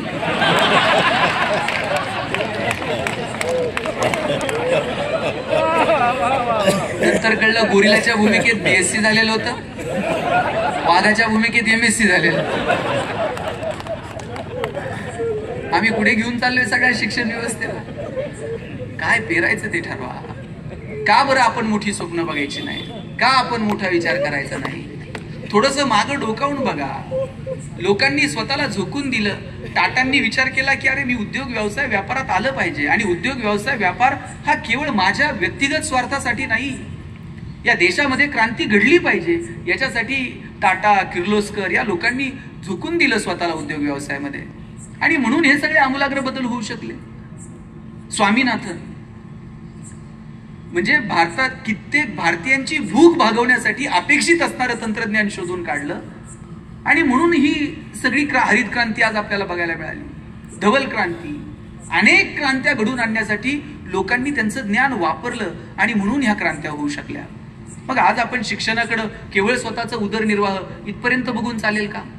मोठी स्वप्न आपण शिक्षणातनं बघितली पाहिजे. उद्योगात आलं पाहिजे, व्यवसायात आलं पाहिजे, व्यापारात आलं पाहिजे, पर्यटनात गेलं पाहिजे, कला, क्रीडा, साहित्य, प्रशासन अशी अनेक क्षेत्र तुमच्यासाठी खुली आहेत. त्या क्षेत्रांकडे तुम्ही डोळे विस्फारून बघितलं पाहिजे. दुबईमध्ये काय होतं मित्रांनो 84-85 पर्यंत? दुबईमध्ये तेलाचे पैसे होते, पण आज ते तेलाचे पैसे त्या लोकांनी इतके प्रॉपर वेने युटिलाइज केले. आज जगातला सगळ्यात बिझिएस्ट एअरपोर्ट दुबई आहे, जगातला सगळ्यात प्रॉफिएस्ट मॉल दुबई आहे. कुठच्या कुठे निघून गेले? त्या लोकांना कळलं की जगातल्या लोकांना आम्ही आमच्याकडे आकर्षित केलं पाहिजे. आपल्याकडे तर निसर्गानं भरभरून दिलेलं आहे. मग आम्ही आमच्या निसर्ग सौंदर्याकडं, आम्ही पर्यटनाच्या दृष्टीने जगाला आमच्याकडे आकर्षित करण्यात कुठे कमी पडतो? आत्ताचा बिझनेस एक्सपो झाला तो दुबईत. आपल्याला का वाटू नये की एखादा तरी असा बिझनेस एक्सपो थेट कन्नडमध्ये झाला पाहिजे, एखादा तरी असं संमेलन थेट इथे झालं पाहिजे की जगातल्या लोकांनी इथे यावं. ही दृष्टी विकसित करण्यात आम्ही कुठेतरी कमी पडतो. मी आता सगळीच मुलं अशीच असं नाही हा, काही मुलं चौकटी तोडून विचार करतात. मी जेजुरीला गेलो होतो, 2-4 पोरं जेजुरी गडाचे फोटो काढत होते. मी म्हणलं काय करता रे फोटो काढून? त्यातला एक पोरगा मला म्हणला, दादा किती दिवस बॅनर लावायचे? चलो दुबई, चलो सिंगापूर. म्हटलं मी दुबईत बॅनर लावणार आहे, चलो जेजुरी. वारे पठ्ठ्या म्हणला दुबईतली लोक जेजुरीत आणतो का नाही बघा. आणि म्हणलं काय करणार आणून? काय नाही म्हणला, खालून वर गडावर त्यांना पायपाय घेऊन जाणार आणि एकदा का ते घामाघूम झाले मग त्यांना लेक्चर देणार किती कॅलरीज बर्न झाल्या. आणि रात्री म्हणला 2-2 हजार रुपये तिकीट काढून त्यांना जागरण गोंधळ ऐकायला लावतो का नाही बघा. म्हटलं मला हेवा वाटतो की जी मुलं अशी चौकटीच्या पलीकडे जाऊन काम करतात, चौकटीच्या पलीकडे विचार केला पाहिजे. एलॉन मस्क नाव ऐकलंय की नाही तुम्ही? ट्विटर विकत घेतलं एलॉन मस्कनं. मी त्याचं भाषण ऐकत होतो. तो सांगत होता 2050 पर्यंत आम्ही आमच्या देशामध्ये विमानाचे प्रवास बंद करू आणि रॉकेटचे प्रवास करू. रॉकेट लॉन्च करतायत, तो म्हणला आम्ही लँड करू जमिनीवरती. तो सांगत होता 2050 पर्यंत आम्ही आमच्या देशामध्ये असे रस्ते तयार करू, त्या रस्त्यांवरून गाड्या धावतील आणि आपोआप गाड्यांची बॅटरी चार्ज होईल. तो सांगत होता आम्ही अशी घरं तयार करू, त्या घरांच्या भिंती दगडविटांच्या नसतील, सोलर पॅनलच्या असतील, ते घर स्वतःची एनर्जी स्वतः क्रिएट करेल. ते संशोधन कोणत्या टप्प्यात आहे मला माहित नाही, पण किमान ह्या माणसांचे विचार तर ते म्हणतंय आमचं घरच आमची एनर्जी क्रिएट करेल. आपल्या डोक्यात काय चाललंय? आकडा कुठून टाकायचा, मीटरमध्ये वायर कुठून घालायची, आकडा पकडल्यावर फोन कुणाला करायचा. आम्ही कमी येतो असं नाहीये. चंद्रयान 3 मध्ये आम्ही दाखवून दिलं की आम्ही पण रिसर्च डेव्हलपमेंट मध्ये पुढे आहोत. पण याला जी व्यापकता आणि जी मोठी दृष्टी यायला हवी ती शालेय जीवनात, महाविद्यालयीन जीवनात आम्ही मुलांना देतो का? कित्येक शाळा कॉलेजांमध्ये तुम्ही जो आता उपक्रम राबवतोय ना, शाळांमध्ये पुस्तकं घेऊन जाणं, मला तर वाटतं काही दिवसांनी साहेब अनेक शाळांना आजही लॅबोरेटरी नाहीत चांगल्या. आपल्याला अशा काही फिरत्या लॅबोरेटरीज कराव्या लागतील की मुलांनी मनसोक्त आठवड्यातनं एक दिवस त्या लॅबोरेटरीमध्ये जावं, काही छान प्रयोग करावे. पोरगं काही करायला गेलं तर आपणच त्याला हे चंचू पात्र ठेव, फुटतंय, तेवढंच आहे आपल्याकडे, लिटमस पेपर संपेल. कसे सायंटिस्ट जन्माला येतील? प्रयोगाचे मार्क सुद्धा पोरांचे चेहरे बघून जर मिळणार असतील, कसे सायंटिस्ट जन्माला येतील? विज्ञानवादी दृष्टिकोन पोरांच्या मध्ये निर्माण व्हावा याच्यासाठी आपण काहीतरी चौकटीच्या पलीकडे जाऊन मुलांसाठी देतो का? इथे शिक्षक आहेत का?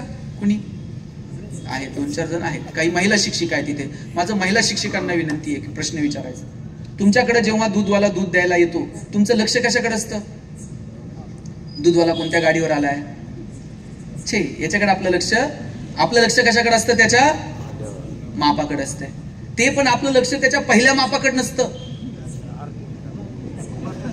पहिलं तर त्याच्या बापाला होतावं लागेल, त्याच्यानंतर ते वरतून एक फुकटची धार टाकतं. आपलं लक्ष त्या दुसऱ्या धारेकडे असतं.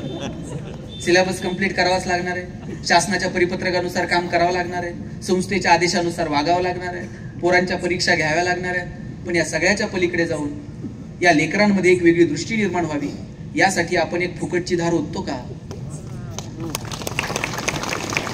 त्यासाठी आपल्याला प्रयत्न करावे लागतील आणि ते प्रयत्न जर आपण करू शकलो तर शिक्षणाच्या प्रक्रियेमध्ये काही आमूलाग्र बदल आपल्याला घडून आणता येतील. अहो, एकीकडे मी म्हटलं एक काळ होता ज्ञानोबरायांना संस्कृत मधलं ज्ञान प्राकृत मध्ये आणावं लागलं. एक काळ होता मुलींना शिक्षणाची दारं खुली करून द्यावीत याच्यासाठी सावित्रीमाईंना दगडधोंडे झेलावे लागले. आणि आता हा काळ असा आहे की जिथे फक्त पोरांना बाबांनो फक्त परीक्षा, फक्त नोकरी याच्या पलीकडे जाऊन तुमचं जगणं समृद्ध व्हावं आणि तुमच्या ज्ञानाचा समाजाला उपयोग व्हावा यासाठी काही करता येईल का हा विचार पोरांपर्यंत पोहोचवणं, एवढेच फक्त बदल आहेत. काळ आणि वेळेनुसार बदल होत राहणार आहे. बदल कोणासाठीही थांबत नाहीत आणि नंतर माणूस ते बदल स्वीकारतो. 20 रुपये लिटरनं पाणी विकता येईल असं कुणाला तर वाटलं होतं का हो? पण आज 20 रुपये लिटरनं पाण्याची बॉटल विकत घेतोच की नाही? आपल्या लहानपणी कधी सेरेलॅक बोर्नविटा होतं का? पण आता प्रत्येक आईला वाटतंय ना द्यावं. कोल्ड्रिंक बिल्ड्रिंक कंपन्यांनी धमाका करून टाकला. आपल्या लहानपणी कोल्ड्रिंक होते का? ताक बीक अमुक तमुक असलं तसलं. मधला काळ, आता तरी ते कोल्ड्रिंकचं पेव जरा कमी होत गेलंय, नाहीतर मधला काळ काय होता? ही संक्रमण मार्केटमध्ये होत राहणार आहेत, हे बदल होत राहणार आहेत. नवीन काही गोष्टी येणार, हिताचं आहे का अहिताचं आहे याच्यावरती आगडपाकड होणार, काळ वेळ निघून जाणार, लोक तावून सुलाखून चांगलं ते स्वीकारणार, वाईट ते मागे सोडणार, हे काळाच्या ओघात होत राहणार आहे. आता आता कोल्ड्रिंकचा पेव जरा कमी झाला, नाहीतर तुम्ही ह्या सगळ्यांचे लग्नाचे अल्बम बघा, एक बोटल 2 स्ट्रॉ, कोणत्या फोटोग्राफरनं शोधलं होतं कुणास ठाऊक. हा कॅमेरा कोणत्या कंपनीचा आहे? कॅनॉनचा. आता नोकिया ते कोडॅक आहे का आता? आणि यांचे अल्बम बघा बरं, सगळ्यांचे बापूसाहेबांसहित सगळ्यांचे लग्नाचे अल्बम चेक करा, 100% कोडॅकच्या कॅमेऱ्यावर. कोडॅकचा जमाना होता, त्यात रोल असायचा, 36 फोटो निघायचे. कोडॅक सोडून दुसरा कॅमेरा दिसत नव्हता. नवरा नवरी हार घालायला आणि याचा रोल संपायला, आणि 6-6 महिने अल्बम मिळत नव्हते. फोटोग्राफरला विचारलं ना अल्बमचं काय, ते म्हणायचं फोटो धुवायला दिलेत. कोणत्या नदीवर जात होतं कुणास. आता कोडॅक आहे का? डिजिटल टेक्नॉलॉजी स्वीकारली नाही, कोडॅक बाजारात नाही. काळ आणि वेळेनुसार तुम्हाला बदल करावेच लागतील. ते मी सांगून किंवा कुणी सांगून ते होतील. जे नाही स्वीकारणार ते नाही टिकणार. निसर्गाचा नियम आहे. ज्यांनी बदल केले ते टिकले, ज्यांनी बदल नाही केले ते माहीत पण नाहीत. माझ्या पिढीनं पहिला फोन जर कोणत्या कंपनीचा घेतला होता, 100% नोकिया 3010, 1100, 1600, 3015. आता नाहीये नोकिया. अँड्रॉइड टेक्नॉलॉजी स्वीकारली नाही, नोकिया हद्दपार. मराठी पिक्चर लागायचा टीव्हीला 4 वाजता रविवारी, आठवते का? धूमधडाका, थरथराट, लक्ष्मीकांत बेर्डे, अशोक सराफ, महेश कोठारे यायचा असा हातावर हात मारत, आणि मध्येच एक जाहिरात लागायची.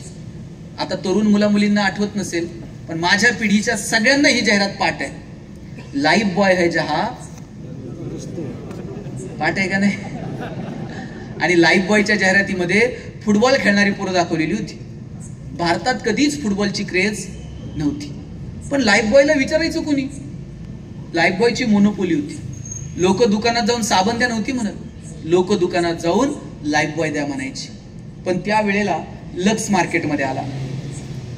इकडे राजा हिंदुस्तानी पिक्चर हिट झालेला, करिश्मा कपूर फॉर्म मध्ये होती. लक्सनं करिश्माला ब्रँड अँबॅसेडर केलं. आता लक्सनं करिश्मा कपूरला ब्रँड अँबॅसेडर केल्यावर फुटबॉल खेळणाऱ्या पोरांकडे कोण बघतंय का? लक्सनं आपलं मार्केट कॅप्चर करायला सुरुवात केली. लाईफ बॉयला कळलं लाल रंगाचा ठोकळा साबण उपयोगाचा नाही. त्यांनी पण एक गुळगुळीत साबण बाजारात आणला, लाईफ बॉय गोल्ड नावाचा.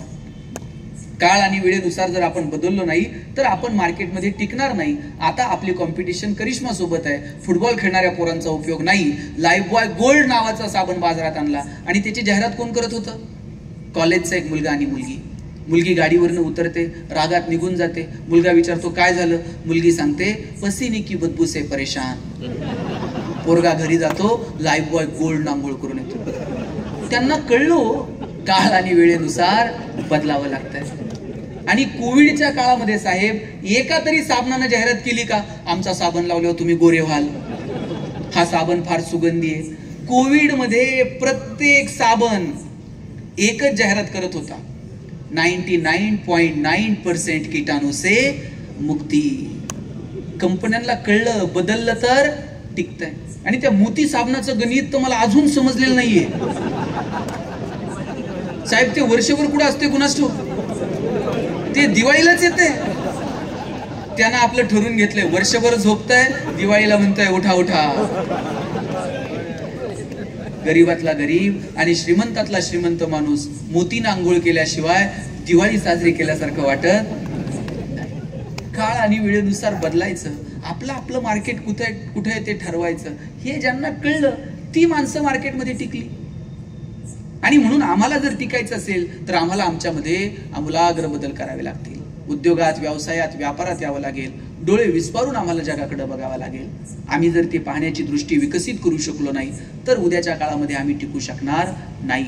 आणि म्हणून ती दृष्टी आम्हाला आमच्या लेकरांमध्ये निर्माण करता येईल का याचा विचार करा. जरा मोठी स्वप्न दाखवा. पोरग काही वेगळं करायला गेलं का बापच त्याला सांगतंय अंथरून पाहून पाय पसर, अंथरून पाहून पाय पसर. चला ते पोरगा हातपाय खुडून खुडून मरून गेलं. पण बापानं काय त्याला कधी हातपाय पसरू दिले नाही. बापानं सांगितलं पाहिजे हातपाय पसर, अंथरुणाचं काय करायचं तुझा बाप बघल. एवढी धमक आम्हाला आमच्या लेकरात निर्माण करावी लागेल. काय परिस्थिती उद्योग व्यवसायाच्या संदर्भानं महाराष्ट्राची. टायरवाले केरळचे, किराणा व्यवसायात पटेल, हार्डवेअरची दुकानं भोरींची, बांधकाम व्यवसायात युपीचे लोक, गवंडी सगळे बिहारचे, सुतार कामात राजस्थानी, हॉटेल सगळी दक्षिणात्यांकडं, चायनीजच्या गाड्या पूर्वांचलचे तरुण चालवतात. बरं चला, संविधानानं त्यांना अधिकार दिलाय, कष्ट करतील पोट भरतील. आम्ही कुठं आहोत? कॉलेजच्या कट्ट्यावर बसून पिचकाऱ्या मारणं, प्रेम प्रकरणं चघळणं, सिस्टीमला शिव्या घालणं, नाहीतर कोणाच्या तर मागं की जय. मागं निम्म्यांना माहित नसतंय पुढं कुणाचा जय जयकार चाललाय. कानाव की पडलं का फक्त जय म्हणायचं. यात आम्ही आमचं तारुण्य वाया घालवतो. यात तारुण्य वाया घालू नका. तारुण्य म्हणजे 60-70 किलोचं वजन, 2 पाय, 2 हात, अवयवांचं पॅकेज म्हणजे तारुण्य नाही. तारुण्य म्हणजे ज्वलंत धमन्यांचं अविरत स्पंदन, निसर्गानं माणसाला दिलेला सगळ्यात श्रेष्ठ वर. आयुष्यातला हा वसंत ऋतू आहे बघा तारुण्य म्हणजे. याच वयात ठरवायचं उंच भरारी घ्यायची का याच वयात ठरवायचं पाय घसरू द्यायचे. हेच वय मोठी स्वप्न बघायची. लक्षात घ्या, एखादी वयस्कर व्यक्ती आहे, चांगलं वाईट कळतं, पण आता कृती करायचं बळ मनगटात उरलेलं नाही. लहान मुलाला कृती करायचं बळ मनगटात आहे, पण चांगलं वाईट विचार करायची ताकद नाही. पण तरुण ही अशी ताकद आहे जिथे विचारही करता येतो आणि कृतीही करता येते. आणि म्हणून याच तारुण्याच्या जोरावरती आपल्याला आपल्या राष्ट्राला, आपल्याला या सगळ्या समाजाला, आपल्या समुदायाला पुढे घेऊन जाता येईल का, याच्यासाठी प्रयत्न करा. आणि मोठा विचार किती करायचा माहिती आहे? आपल्या समोर काही आदर्श सेट आहेत. किती मोठा विचार करावा. जो जे वांछील तो ते लाहो प्राणी जात, ज्याला ज्याला जे जे हवंय ते ते मिळू दे. याच्यापेक्षा काय मोठा विचार असू शकतो मला सांगा? आपल्यापेक्षा शेजारच्याला कुपनावर 2 किलो तांदूळ जास्त मिळाला तरी आपल्याला करमत नाही. आणि ज्ञानोबा म्हणतात, ज्याला ज्याला जे जे हवंय ते ते मिळू दे. एवढा मनाचा मोठा विचार करणारी माणसं, एवढा मनाचा मोठा विचार करणारे युवक या देशात जन्माला आले. आणि म्हणून आज आपण इथपर्यंत आहोत. तीच व्यापक दृष्टी, अवघाची संसार सुखाचा करीण, वसुदेव कुटुंबकम. काय याल तरी यारे लागे, अवघे माझ्या मागे मागे. काय व्यापकता आहे विचारांमधली. ही विचारांमधली व्यापकता आमच्यामध्ये यावी याच्यासाठी डोळे विस्फारून तुम्ही तुमच्या शिक्षणाकडे बघा. आणि शेवटचा मुद्दा मला सांगायचा आहे, निसर्ग, समाज आणि अर्थकारण या 3 मुद्द्यातून जर आम्हाला पुढे जायचं असेल तर शिक्षण व्यवस्था आणि कुटुंब व्यवस्था या विषयावरती आम्हाला काम करावं लागेल. शिक्षणामध्ये आमूलाग्र बदल करावे लागतील. आणि सगळ्यात महत्वाचं म्हणजे कुटुंब म्हणून आम्हाला एकमेकांना वेळ द्यावा लागेल. आमची कुटुंब व्यवस्था मजबूत असावी, नात्या गोत्यांमध्ये प्रेम असावं आणि मुळात माणूस म्हणून आमच्या डोळ्यांमध्ये प्रेम आणि हृदयामध्ये वात्सल्य असावं.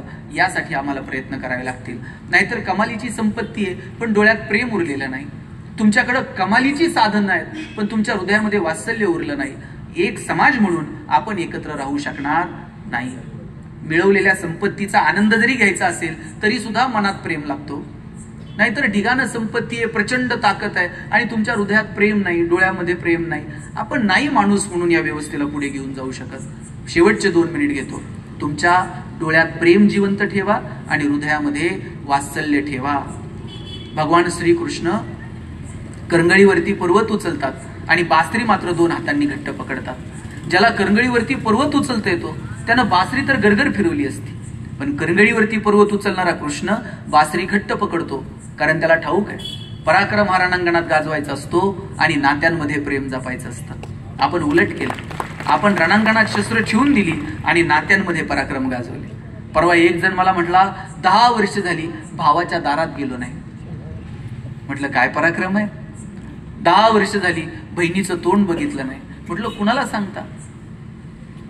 आमचं जर हे प्रेम उरलेलं, काय मजा आहे हो नात्यांमधली. ज्ञानोबाराय समाधीला जायला निघाले आणि निवृत्ती महाराज रडायला लागले. आणि रडणाऱ्या निवृत्ती दादांना नामदेवरायाने विचारलं, दादा डोळ्यात पाणी का? आकाशात कितीतरी तारे येतात आणि निखळतात, आकाशाला त्याचं दुःख का वाटावं? निवृत्ती महाराज म्हटले, नामदेवराया आकाशात कितीतरी तारे येतात आणि निखळतात, आकाशाला त्याचं दुःख नसतंच मुळी. पण भाऊ म्हणून हे सगुण रूप परत कधी बघायला मिळायचं नाही, म्हणून डोळ्यात पाणी आलं. काय म्हणायचं या प्रेमाला? ज्ञानियांचे ज्ञानी, योग्यांचे योगी असणारे ज्ञानोबा ताटी लावून बसले होते आणि कुणी म्हणायचं ज्ञानोबांना ताटी उघडा.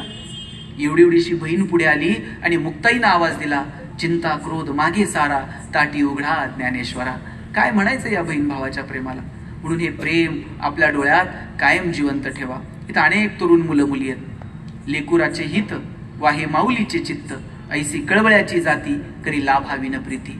कोणत्याही लाभाची अपेक्षा न ठेवता तुमच्यावर ओतप्रोत प्रेम करणारे या जगात जर कोण असेल तर तुमची आई आणि तुमचे वडील आहेत. ती नाती जपा. पोरींनो, तुमच्या बापाचं तर तुमच्यावर इतकं प्रेम आहे ना, माझा दावा आहे, वडिलांचं मुलावर जेवढं प्रेम असतं ना त्याच्यात थोडं तरी जास्त प्रेम बापाचं त्याच्या मुलीवर असतं. पोरानं काय मागू द्या, वडील म्हणतील 2 दिवस थांब, पगार होऊ दे. पुरीनं काय मागायला उशीर, बापाला असं वाटतंय कधी नेऊन दिलं आणि कधी नाही. बापाला माहित असतं चिमणीसारखी 4 दिवस थुई नाचल आणि एक दिवशी भुरकन उडून जाईल. जोपर्यंत आपल्या घरात आहे तोपर्यंत तिचे सगळे हट्ट पुरवायचे हे वडिलांनी ठरवून घेतलेलं असतं. स्वतः फाटलेली तुटलेली चप्पल घालतील वडील, पण पोरीला मात्र चांगले शूज घेऊन देतील. वडील फाटलेलं बनियन घालतील, पण पोरीला मात्र कॉलेजला जायला चांगला ड्रेस घेऊन देतील. बाप सायकलवर कामाला जाईल MIDCत, पण पोरीला कॉलेजला जायला गाडी घेऊन देईल, बसचा पास काढून देईल, हॉस्टेलची फी भरल. कोण प्रेम करतो एवढं तुमच्या? कॉलेजवरून यायला पोरीला 10 मिनिट जरी उशीर झाला ना, बापाच्या काळजाचा ठेका चुकून जातो. 10 वेळा विचारते 10 मिनिटात आईला, कुठपर्यंत आली बघ ग, फोन लागतोय का बघ ग, एवढा उशीर कसा झाला. एवढं प्रेम जगात तुमच्यावर कुणी करू शकत नाही. पोरीच्या लग्नात तर बाप असा फेटाबिटा घालून मिरवत असतो. दिवसभर बापाची मान उंच असते. कन्यादान झालं ना मग बाप मान खाली घालतो, जावायच्या हातात हात देतो आणि सांगतो तळ हाताच्या फोडासारखी जपली, सांभाळून घ्या. दिवसभर बापाच्या डोळ्यात थेंब येत नाही. पण पोरीची गाडी एकदा निघून गेली ना, खांबाच्या पलीकडे जाऊन रडतो तो बाप असतो. कधीच बापाची मान शर्मेनं खाली जाईल असं वागायचं नाही. तुमच्या बापाला तुमचा हेवा वाटला पाहिजे, अभिमान वाटला पाहिजे. इथं माझे तरुण मित्र आहेत, तुमच्या बापाला तुमचा अभिमान वाटला पाहिजे आणि तुमच्या नावानं तुमच्या वडिलांची ओळख झाली पाहिजे. आतापर्यंत तुमची ओळख काय? अमुक अमुक यांचा मुलगा, अमुक अमुक यांची मुलगी. एक दिवस असा आला पाहिजे तुमच्या नावानं तुमच्या वडिलांना ओळखलं पाहिजे. ते कलेक्टर साहेब आहेत ना, त्यांची वडील आहेत बरं काय. त्या तहसीलदार मॅडम आहेत ना, त्यांची आई आहे बरं काही. मला वाटतं हे जे प्रेम आहे ना, हे प्रेम कायम जिवंत ठेवा. कुटुंब व्यवस्था मजबूत ठेवा, समाज व्यवस्था मजबूत ठेवा. समाज व्यवस्था मजबूत राहण्यासाठी आत्ताच्या घडीला तरुणांनी कंबर कसणं गरजेचं आहे. एकमेकाला जाती धर्माच्या चष्म्यातनं बघणं आपल्याला बंद करावं लागेल. माणूस म्हणून एकमेकाशी संवाद साधता येईल का, या पातळीवरती आपल्याला यावं लागेल. तर आणि तर एक संध समाजाची रचना आपण करू शकू आणि साधू संतांच्या दृष्टीनं अपेक्षित असणारा भारत, अपेक्षित असणारा महाराष्ट्र आपण पुढे घेऊन जाऊ शकू. तुम्हा सगळ्यांना तुमच्या भावी आयुष्यासाठी मी खूप साऱ्या शुभेच्छा देतो. आयुष्य खूप सुंदर आहे आणि ते परत कधीच मिळणार नाही. कालचे तरुण बघायला आज आपल्याला ते पाहता येणार नाहीत. आता फक्त ते आपण पुस्तकातनं वाचू शकतो. आज आपण आहोत, कदाचित उद्या कुणीतरी आपल्याविषयी म्हणेल ते काल होते म्हणून. श्वास थांबला की सगळं संपून गेलं. श्वास थांबल्यावर काय उरतं मला सांगा? काही नाही. जोपर्यंत श्वासात श्वास आहे तोपर्यंत आपल्याला संधी आहे. ज्या दिवशी श्वास थांबला त्या दिवशी सगळं संपलं. आणि काय तयार नाही हो, ग्रामपंचायतवाल्यांनी शेड तयार करून ठेवलेत, पांढऱ्या कापडावाल्यांनी कापडाचे तागे तयार करून ठेवलेत, बांबूवाल्यांनी बांबू साळून ठेवलेत, मडकेवाल्यांनी मडके थापून ठेवलेत, रडणारे सुद्धा तयार आहेत. श्वास थांबला की संपलं. 4 जण येतात, उचलतात, घेऊन जातात आणि मग कबीर सांगतात, फूक दिनी जैसे होली. जशी होळी पेटवतात तितक्या सहजतेनं पेटून टाकतात. देश देश के वैद्य बुलाए, लाए जड़ी और बूटी, जड़ी बूटी तेरे काम ना आए, जब राम के घर की खूटी. जरा हलके गाडी हाको मेरे राम गाडी वाले. काय लिहिलं कबीरांनी? बिलग बिलग कर तिरिया रोवे, बिछड़ गई मेरी जोडी. कहत कबीर सुनो भाई साधो, जिन जोडी उन तोडी. ज्यानं जोडली त्यानं तोडली. आपण मालक नाही होत. उद्याच्या समाजाला आपला आदर्श वाटावा, असा आदर्श निर्माण करणं ही आत्ता या समाजाचा घटक म्हणून तुमची माझी जबाबदारी आहे. आणि ती जबाबदारी आपण सगळ्यांनी स्वीकारायला हवी. आणि तीही अशा कुठल्या तणावात नव्या, हसत हसत आनंदानं, मुळात आनंदी राहणं हा आपला उद्देश असला पाहिजे. म्हणून आनंदी राहा, मस्त हसत राहा. मी आल्यापासून 2-3 बघतोय हसलेच नाहीत. साहेब ते हसा वाटलं तरी शेजारी बघणार, तू हसतोय का? बरं माणसालाच हसता येते, जनावरांना येते का हसता? ताई शिनकूर करायला गोठ्यात गेलाय आणि एखाद्या म्हशीनं छान स्माईल दिली, असं झालंय कधी? म्हैस म्हणते का प्लीज वेलकम इन गोठा? तुम्ही कधी एखाद्या गाढवाला हसताना बघितलंय? ज्या दिवशी गाढव हसायला सुरू करल त्या दिवशी समजायचं गाढवाचा प्रवास मानवत्वाकडे सुरू झाला, आणि ज्या दिवशी माणूस हसायचं बंद करल त्या दिवशी समजायचं माणसाचा प्रवास तुमचं तुम्ही ठरवा. तुम्हा सगळ्यांना खूप साऱ्या शुभेच्छा. No once more, no retake for any moment. So please please please dear friends, keep smiling. Thanks lot.